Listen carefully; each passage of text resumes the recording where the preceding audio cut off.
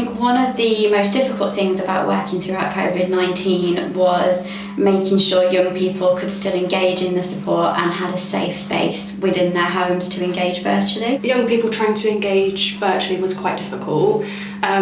We're used to being face-to-face, and then going to virtual was really difficult. So yeah, getting a safe space where they can be open and honest with us as well as engage was quite difficult. I think as well a lot of our support was face-to-face before COVID. And a lot of the other things that young people were involved with had to stop very quickly when we went into lockdown. Yeah. So I think it was important to think about how do we keep that reliable and consistent support in such strange times. One of the big concerns that young people have raised with us since the start of the pandemic has been particularly around social anxiety. So at the start it was a lot of concerns about how they keep that social interaction going throughout lockdown, but it's turned into actually now a lot of social anxiety around going back to those things and a lot of pressure about just returning to what was the normal pre-pandemic. Yeah, definitely in terms of college with my clients, they were so used to going to college and having that routine, and I guess coming out of that routine, having a new routine of virtual lessons and now going back into college face-to-face is a real concern for all of my young people. From a therapeutic perspective, the ongoing concerns are so much more compounded by the pandemic and most recently with the war. I feel that a lot of our young people are really struggling with the uncertain times and what that means to them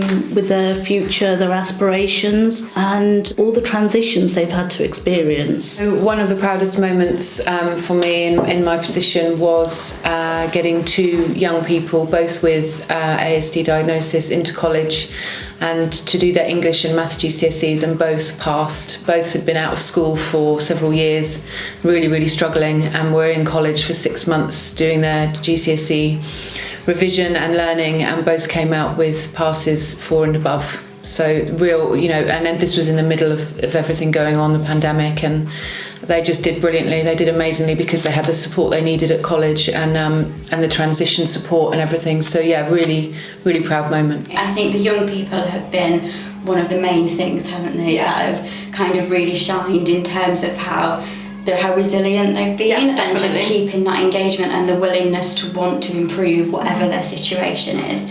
I think for us at BIP, one thing we're really proud of is being able to continue that support, no matter whether it's been locked down or where we've been able to meet them. It's just been having that consistent and reliable support available for the young people we work with. I think one of the things I'm really excited about in terms of BIP and youth work in Oxfordshire is the holistic approach that we've been able to provide to young people. So at BIP we look at every aspect of a young person's life and where we're able to support them as well. I'm really excited to be working with BIP and within the youth sector. We've established some really great partnerships with other agencies in Oxfordshire to reach out to more young people who need support. So I'm really proud of that and excited to establish more partnerships and reach more young people who need our support more than ever.